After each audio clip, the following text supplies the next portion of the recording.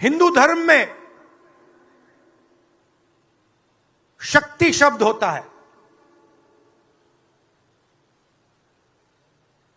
हम शक्ति से लड़ रहे हैं, एक शक्ति से लड़ रहे हैं। नमस्कार, मैं हूं राजन झा और दक्षिण पंथ के नए वीडियो में आपका एक बार फिर से स्वागत है। बात करेंगे राहुल गांधी के मुंबई में दिए उनके भाषण की।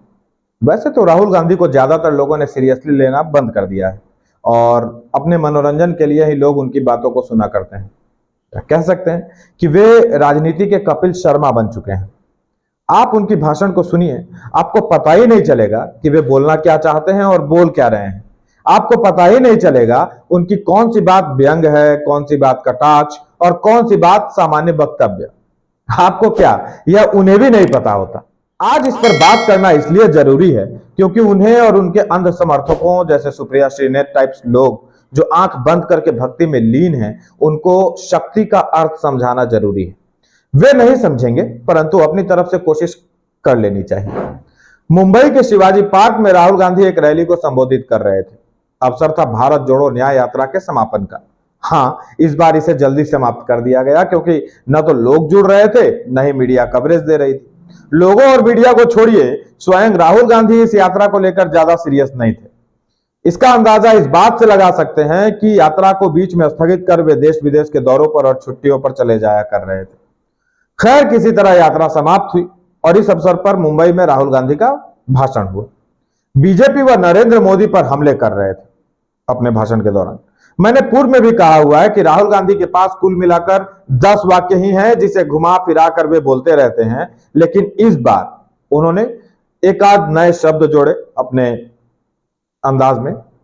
राहुल गांधी ने रैली को संबोधित करते हुए कहा कि हिंदू धर्म में एक शक्ति होती है और हमारी यानी राहुल गांधी की लड़ाई उस शक्ति से है। हिंदू धर्म में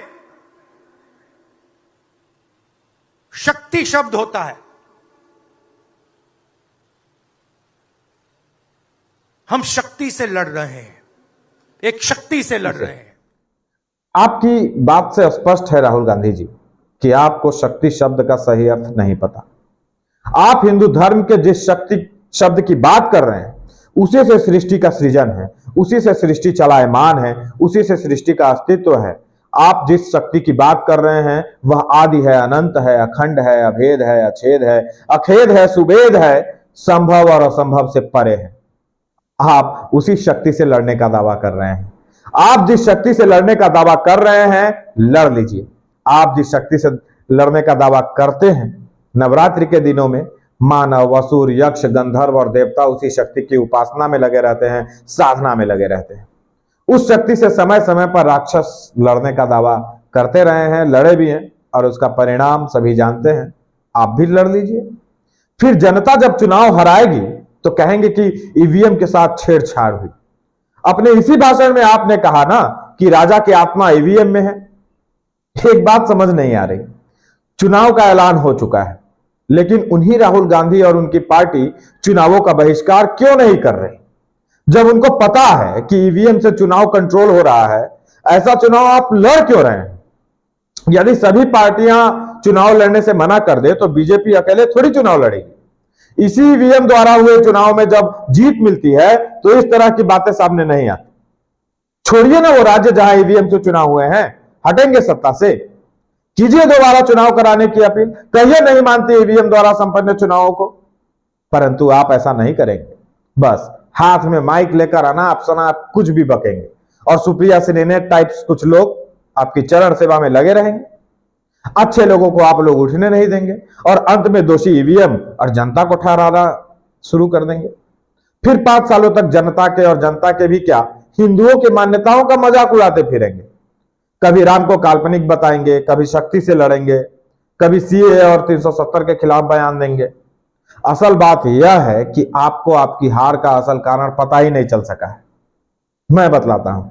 कल को जब आप कर्नाटक का चुनाव हारेंगे ना, तो याद कीजिए बंगलुरु के मोबाइल दुकानदार के साथ हुई घटना को। कैसे 6 कट्टर मुस्लिमों ने हनुमान चालीसा बजाने पर उसके साथ मारपीट की। सोचिए, माइक पर अजान की आवाज से कोई किसी हिंदू को कोई दिक्कत नहीं होती, लेकिन अपने दुकान में हनुमान चालीसा बजाने से कुछ लोगों को परेशानी हो गई। और वो परेशानी क्यों हुई और क्यों उस युवक को पीटा गया, इस पर विचार कीजिएगा। इस पर आपके राज्य की पुलिस ने क्या किया, इस पर भी विचार कीजिएगा। ईवीएम मत कीजिए, आंख खोलिए, जमीन के अंदर धसी हुई जो आपकी गर्दन है उसको बाहर निकालिए, शक्ति का सम्मान कीजिए, उसकी पूजा कीजिए, उससे लड़िए नहीं, अन्यथा आपका विनाश ही होगा। धन्यवाद।